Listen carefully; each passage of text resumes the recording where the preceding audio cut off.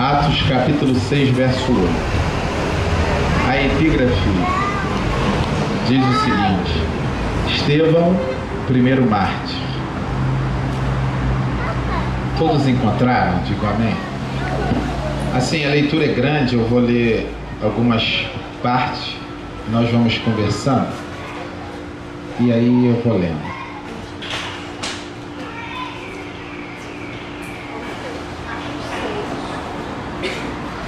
Verso 8, diz o seguinte: E Estevão, cheio de fé e de poder, fazia prodígios e grandes sinais entre o povo. E levantaram-se alguns que eram da sinagoga chamada dos libertos, e dos sireneus, e dos alexandrinos, e dos que eram da Cilícia e da Ásia, e disputavam com Estevão. E não podia resistir à sabedoria e ao espírito com que falava. Então subornaram os homens para que dissesse: Ouvimos-lhe proferir palavras blasfemas contra Moisés e contra Deus. E incitaram o povo, os anciões e os escribas, e investindo com ele, o arrebataram e o levaram ao conselho. E apresentaram falsas testemunhas que diziam: Este homem não cessa de proferir palavras blasfemas contra este santo lugar e a lei.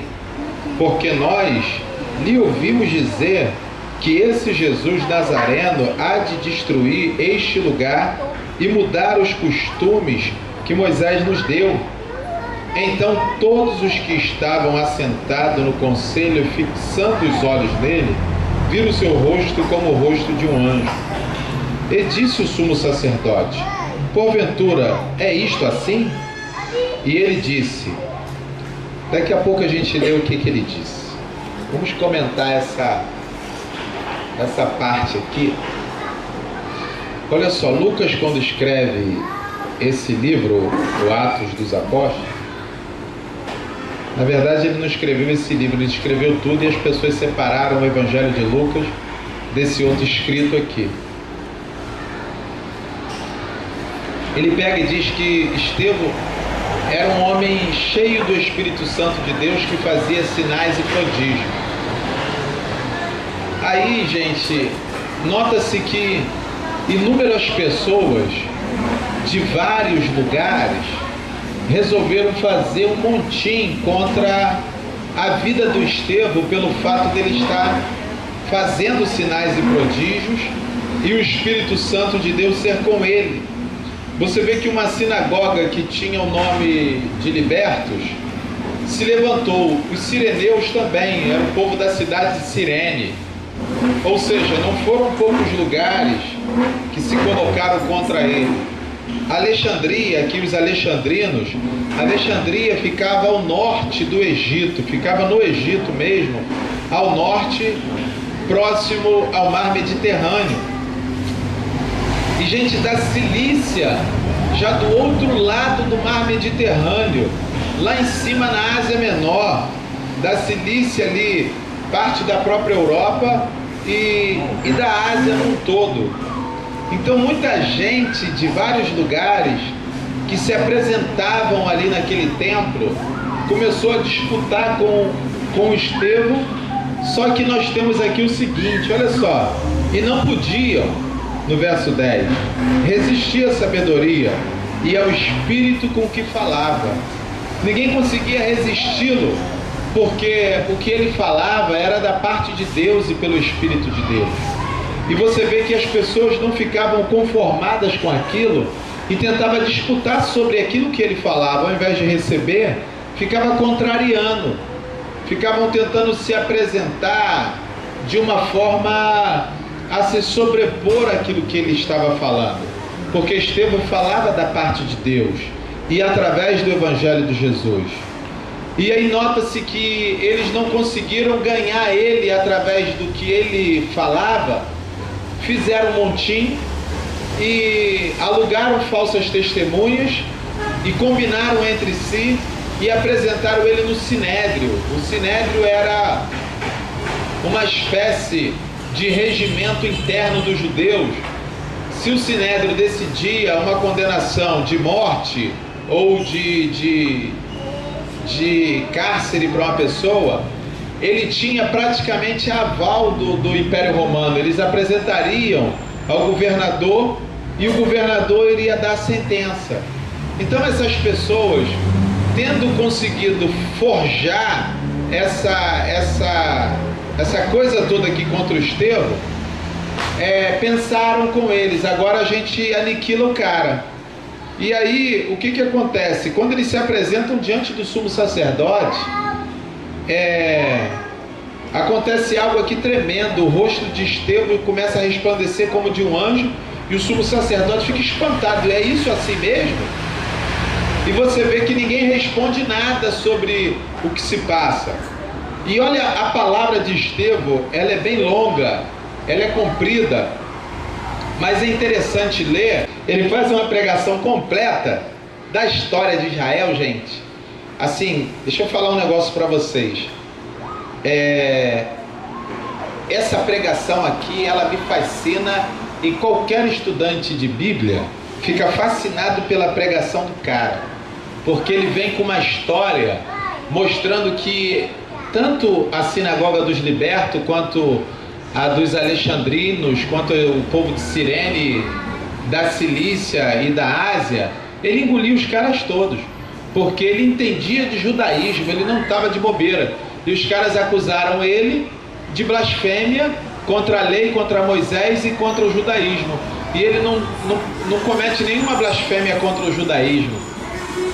Olha só a palavra que ele tem, o que ele diz, né? Ele pega... Eu parei no verso 13, foi isso, gente? 7:2. Foi? 7:2. E ele disse: varões, irmãos e pais, ouve, o Deus da glória apareceu a Abraão, nosso pai, estando na Mesopotâmia, antes de habitar em Harã. Olha só, ele tem um respeito a falar com os caras. Ele está diante de um sinédrio. Ele diz assim: varões, irmãos e pais. Ele chama eles de irmãos porque são israelitas, e pais porque o sumo sacerdote era mais velho, e ele tinha os anciões também. E disse-lhe: sai da tua terra e dentre a sua parentela, e dirige-te à terra que eu te mostrar. Então saiu da terra dos caldeus e habitou em Harã. E dali, depois que seu pai faleceu, Deus o trouxe para esta terra em que habitais agora. E então lhe deu nela a herança, nem ainda o espaço de um pé, mas não lhe deu herança e nem ainda o espaço de um pé, mas prometeu-lhe que lhe daria a posse dela e depois dele a sua descendência, não tendo ele filho. E falou Deus assim, que a sua descendência seria peregrina em terra alheia, e a sujeitariam à escravidão e a maltratariam por 400 anos, e eu julgarei a nação que os tiver escravizado, disse Deus. E depois disto, saíram e me serviram neste lugar. Olha só, ele já passou aqui, gente, anos e anos de história. Ele vem de Abraão até o Moisés, cerca de 1.500 anos aproximadamente. Você vê que ele sabe da história dos seus antepassados. E ele fala da profecia que tinha de servidão de 400 anos, e depois Deus iria livrá-los. E ele vem narrando essa história. O cara sabia o que estava falando. E nota-se que a acusação que tinham contra ele era contra a lei de Moisés. Ele pega e transpassa a história, vindo desde Abraão até aquele presente momento. Vamos lá. E deu-lhes o pacto da circuncisão, e assim gerou a Isaque, e o circuncidou ao 8º dia, e Isaque a Jacó, e Jacó os 12 patriarcas. E os patriarcas, movidos de inveja, venderam a José para o Egito, mas Deus era com ele. Ele livrou de todas as suas tribulações, e lhe deu graça e sabedoria ante Faraó, rei do Egito, que o constituiu governador sobre o Egito e sobre toda a sua casa. Sobreveio então a todo o país do Egito e de Canaã fome e grande tribulação, e nossos pais não achavam alimentos. Mas tendo ouvido Jacó que no Egito havia trigo, enviou ali nossos pais a primeira vez. E na segunda vez foi José conhecido por seus irmãos, e a sua linhagem foi manifesta a Faraó.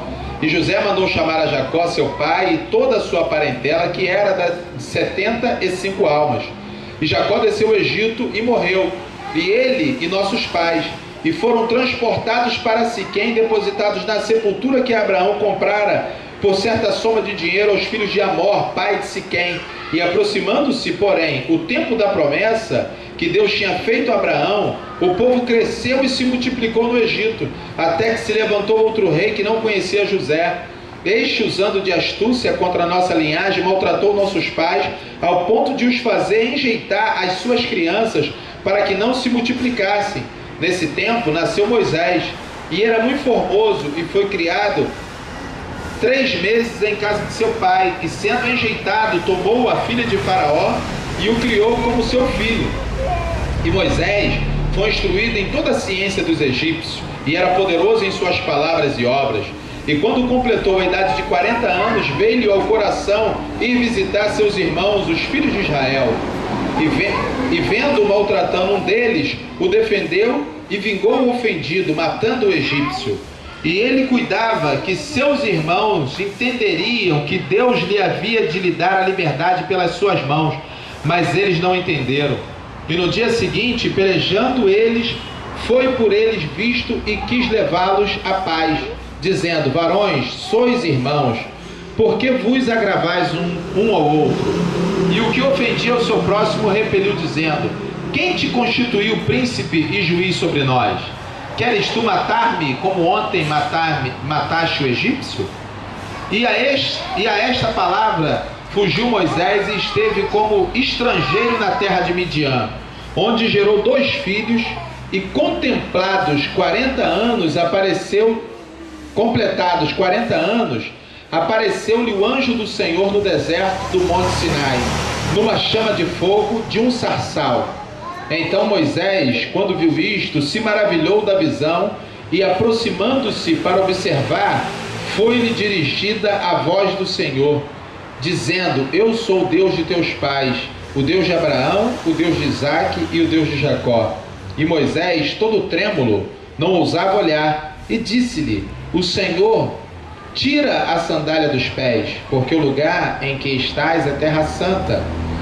Tenho visto atentamente a aflição do meu povo que está no Egito, e ouvi os seus gemidos, e desci a livrá-los.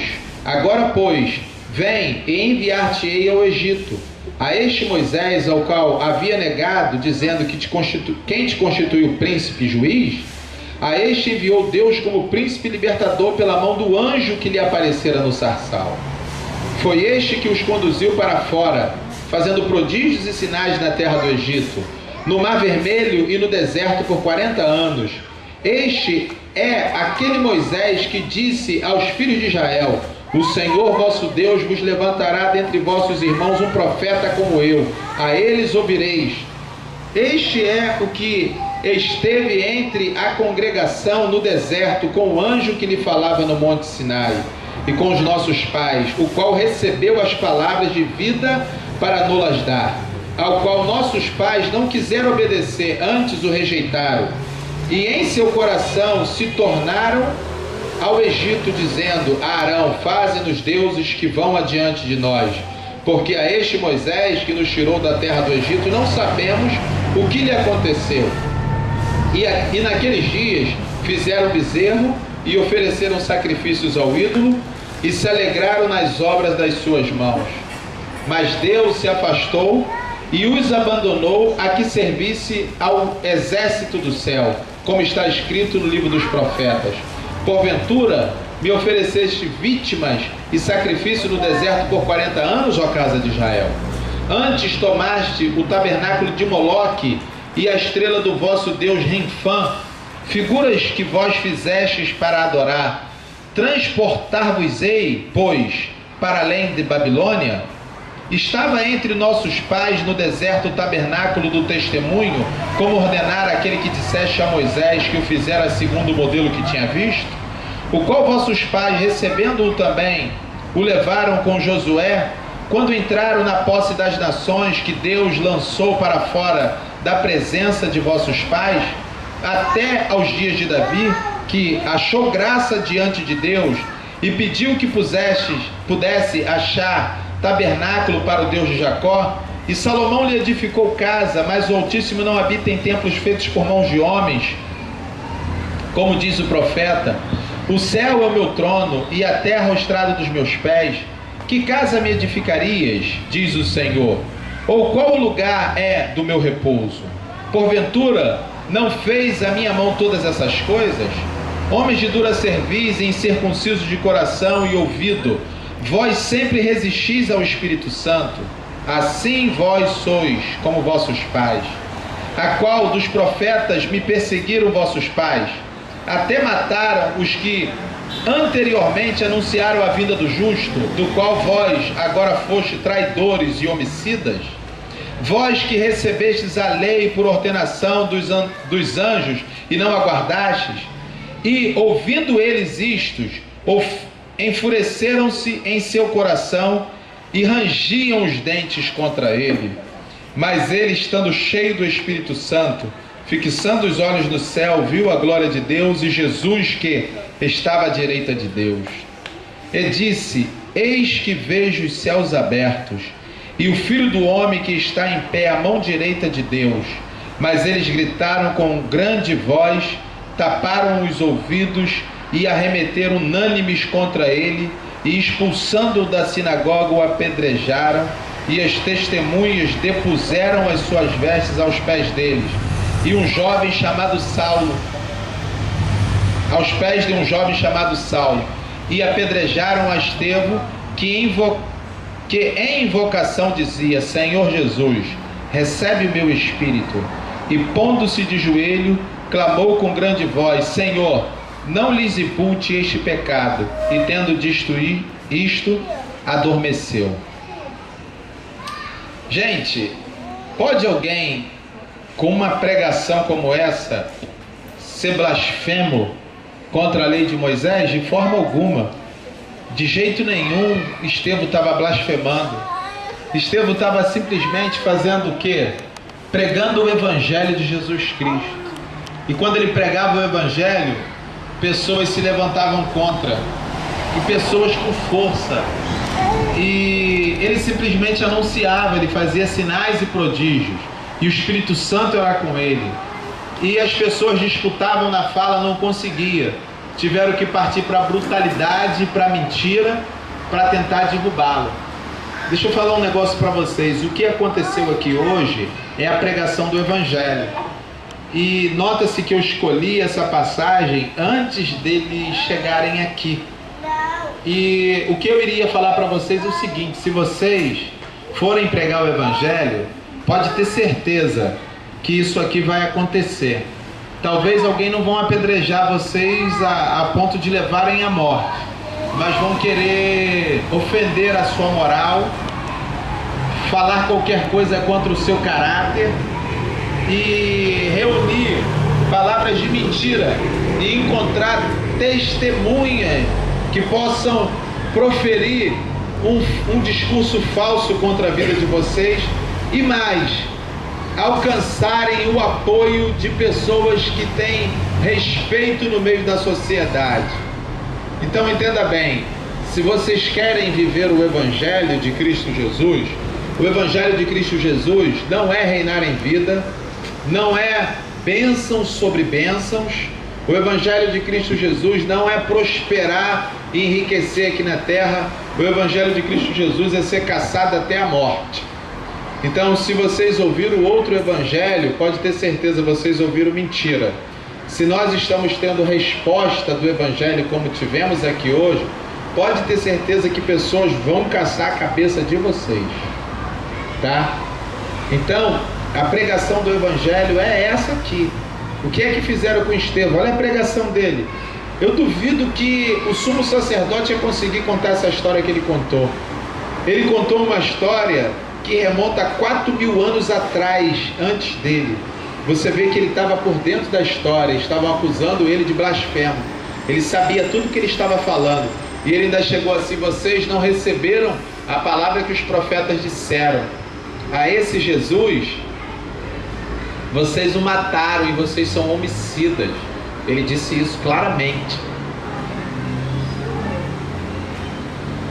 E os caras ficaram injuriados contra ele. Você vê que em tempo algum Estevão se intimidou. Então, se você quer ser pregador do Evangelho, você não pode se intimidar.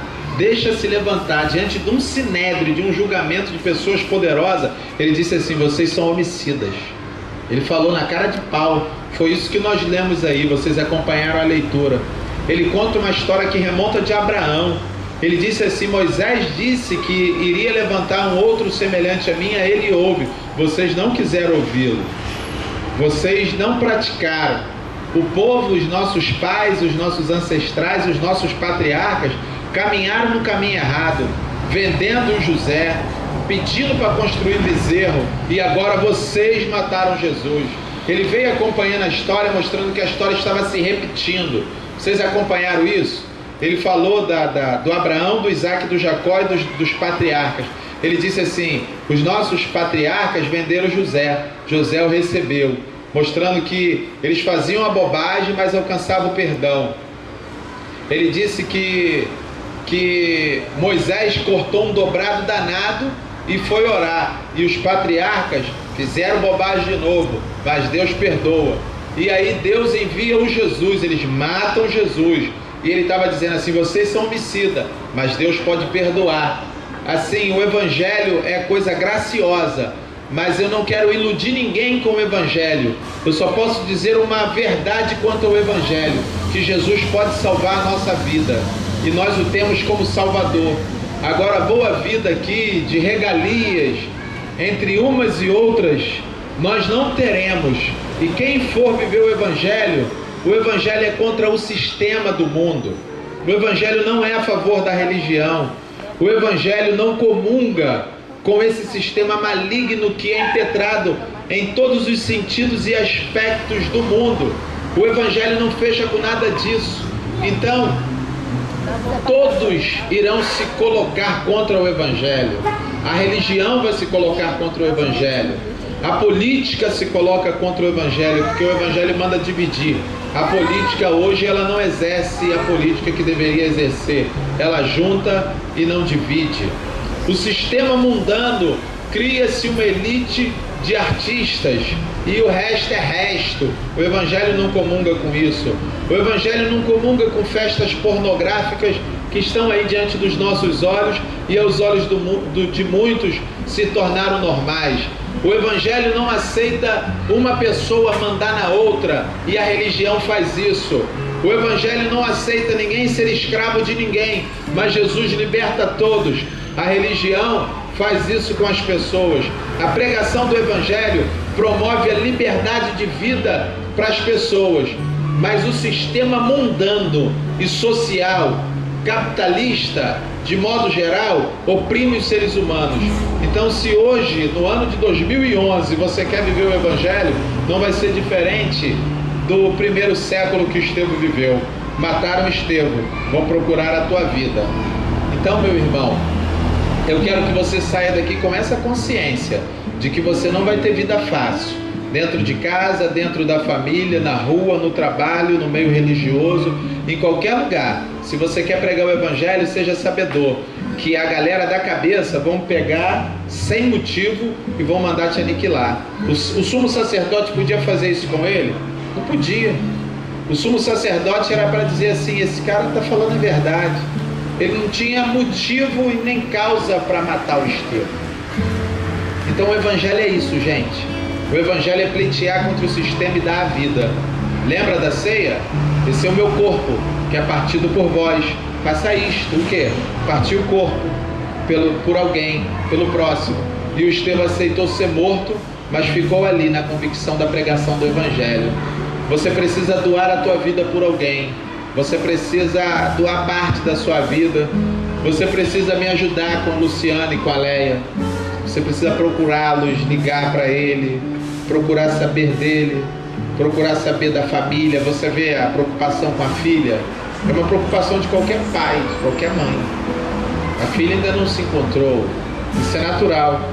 Você precisa se desprender da sua vida.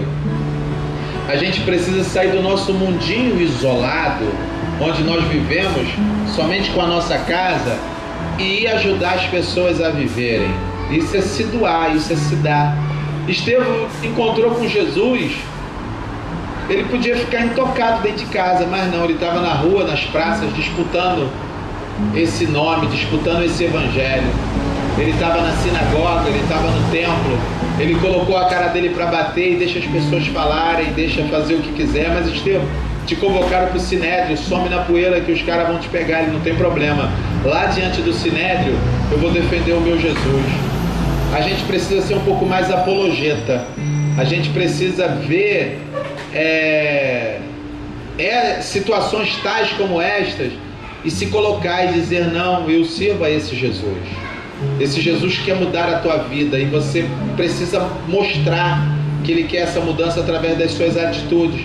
Porque Evangelho não é fala, Evangelho não é pregação, Evangelho não é construção de uma mensagem bonita que mexe com o teu coração e te faz chorar. Isso aí é persuasão de palavra. Evangelho é testemunho de vida. Evangelhos são atos, são atitudes que você tem que tomar. Isso é Evangelho. E como diz a música Reina Sobre Mim, é você deixar isso acontecer. Porque falar é fácil, sentar aqui e falar é muito fácil. Agora deixar acontecer outra história. A gente cantar e montar um lindo sermão e se reunir é moleza. Agora você sair lá na casa do fulano, do cicrano, e de encontro a pessoa e tirar, isso é viver Evangelho. Se a gente não está fazendo isso, irmão, pode ter certeza, a gente não está vivendo o Evangelho. A gente precisa ser apologeta e defensor do Evangelho e dar a nossa vida em resgate de outros. E você precisa sacrificar o teu tempo, o seu telefone, a sua hora, o seu momento, porque agora eu estou no meu momento. Você precisa sacrificar esse momento, separar o seu momento para uma outra hora, porque Estevão poderia ter os seus momentos. Estevão poderia não ir ao Sinédrio, poderia ter rapado fora, mas ele fez questão diante das pessoas ir lá e anunciar. Ele sabia que ia morrer. E hoje nós estamos no Evangelho caçando bênção e se apresentando diante de Deus para descolar alguma coisa que Ele possa nos dar. Pedro vê no céu a condenação diante deles e expulsando ele, colocando ele lá de fora. Ele viu os céus abertos. Você pode ter certeza, você pode ser rejeitado, apedrejado, mas você vai ver os céus abertos diante dos seus olhos. E ele via o Senhor Jesus Cristo assentado à destra de Deus, ou seja, o Salvador dele estava lá pronto para recebê-lo. E ele ainda fez uma oração muito similar de Jesus: não impute a ele esse pecado, a eles esse pecado. A gente precisa estar sarado e curado ao ponto de ver pessoas nos apedrejarem e dizer: Senhor, não impute a ele esse pecado. Porque às vezes a gente revida quando somos apedrejados. Às vezes, quando somos expulsos de algum lugar, a gente quer dizer: não, não, não. Mas Estevão foi na boa. A galera depositaram nos pés de Saulo. Saulo é que comandava esse massacre, que era o Paulo que se converteu. Talvez esse momento fez Paulo refletir muito, porque muitas situações como essa Paulo participou. Queridos, o que acontece na vida de Estevão é a nossa premiação, é o que nós queremos, o que precisamos. O que precisamos é ter um encontro com Jesus, e se nós caminharmos nesse Evangelho, quer nos apedrejam ou não, quer montem ciladas e articulações para te julgarem e dizer que você blasfemou ou que você não prega o Evangelho, pode ter certeza que pessoas, talvez pelo fato de eu estar de bermuda aqui com a camisa do Flamengo, vão dizer que aquilo não é... E o Ica com a camisa do Vasco, vão dizer que aquilo ali é uma bagunça. Como pode o pregador com a camisa do Flamengo? E aí inúmeras situações vão aparecer. E reuniões contra a nossa própria vida talvez já estejam até acontecendo. Você precisa estar com o coração limpo, cara, para dizer assim: Senhor, não impute a eles esse pecado. Você precisa estar com o coração preparado para continuar caminhando, Porque a religião, ela está com aquele laço rodando assim, ó, igual um boiadeiro, querendo te laçar e te puxar de volta. E você encontrou a liberdade em Cristo Jesus. E eu não vou te enganar, meu irmão, tu não vai ganhar dinheiro nenhum, tu não vai ganhar casa por causa disso, e nem muito menos carro, e nem roupas, e nem uma série de situações, porque você prega o Evangelho. Tu não vai ganhar nada aqui nessa terra, mas você vai ganhar o tudo. E o tudo é a nossa salvação em Cristo Jesus. Isso tem que ser tudo para nós. Aqui tem que morar a nossa satisfação. Se algum ego tem que aparecer em nós, tem que ser o ego da salvação. Aleluia, glória a Deus. Eu me sinto muito orgulhoso por ser salvo em Cristo Jesus. Se algo tem que aparecer, é isso.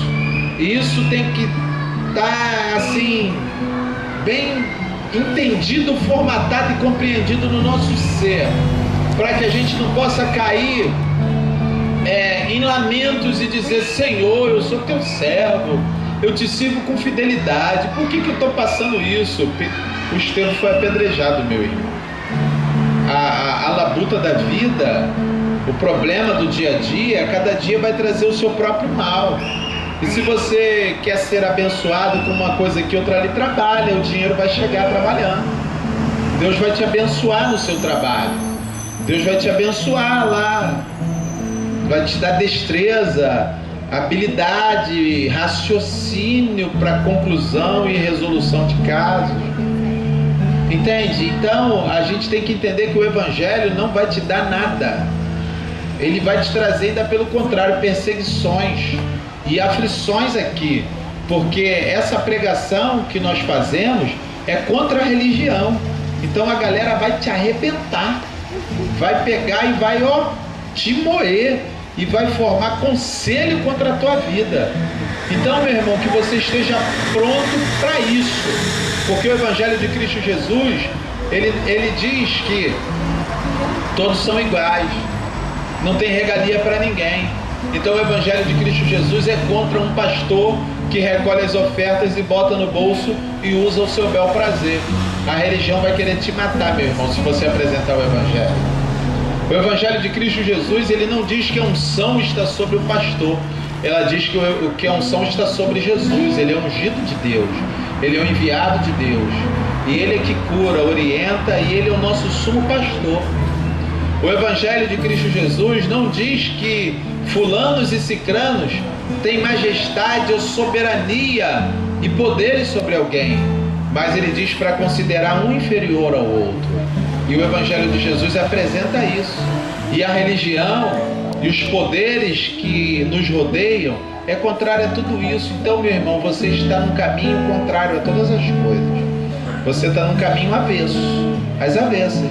Só tem um que pode te salvar, Jesus. Então, nós estamos aí. Nós estamos aí nesse caminho. E no seu momento de dificuldade, no final dele, você vai ver os céus abertos.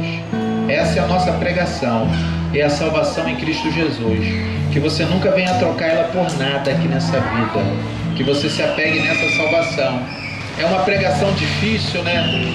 É melhor da semana passada, ou a do Jabes, ou outras pregações. Mas é a pregação da realidade. É a pregação da sensatez. Você só vai ver glória no final da sua vida. Você só vai ver glória no arrebatamento da igreja.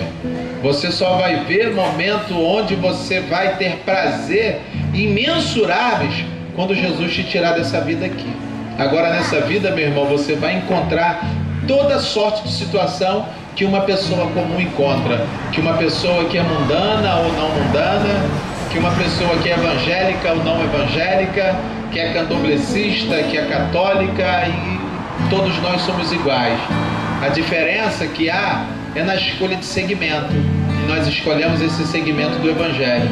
E que você possa ter muita sensatez no que é o Evangelho, porque talvez nós vamos para o Evangelho para alcançar um tino na vida, prosperidade e estabilidade. Nada disso. O Evangelho vai te orientar no caminho espiritual e fazer você encontrar Deus. Agora, as outras coisas, meu irmão, vai estudar, vai fazer uma faculdade, um curso profissionalizante, aí você vai alcançar. Agora, o Evangelho, ele redunda em torno de salvação. e um ajudar o outro e abrir mão daquilo que temos para o próximo. E aqui eu quero encerrar as minhas palavras, que você possa entender isso em nome de Jesus. Amém?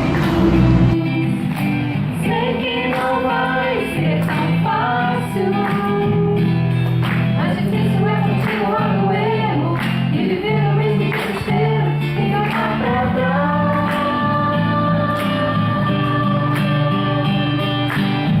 Eu quero ser,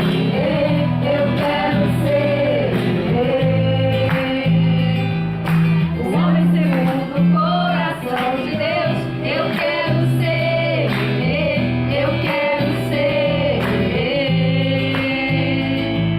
o homem segundo o coração de Deus.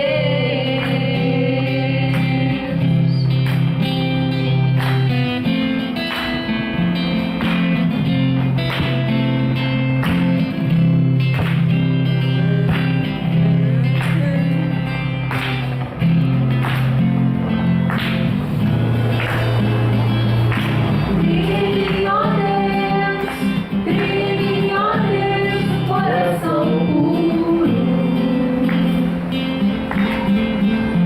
e renova o espírito inabalável. Não retires de nós o teu espírito. Não retires de nós o teu espírito. Quero aprender com os meus erros e não mais cometê-los. Sei que não vai ser tão fácil, mas difícil é continuar no erro e viver o mesmo desespero e olhar pra trás.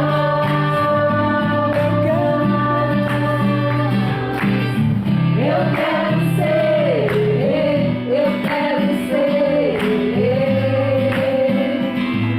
o homem segundo o coração de Deus. Eu quero ser, o homem segundo o coração de Deus. Senhor, nos trouxe a oportunidade de poder cultuar a Ti. Trazer, Senhor, o nosso reconhecimento público que Tu és o nosso Deus e o nosso Senhor, e trazer a nós a sensatez do Teu Evangelho e ter isso estabelecido, Senhor, na nossa mente e coração. Ó Deus de Pai, Senhor, Te louvamos, Senhor, pela presença de todos aqui, pela Léia e Luciano. Te louvamos, Senhor, pela vida do Ica também, Senhor, que está ali trabalhando. Te louvamos, Senhor, por esta reunião, ó Deus, que o Senhor nos concede.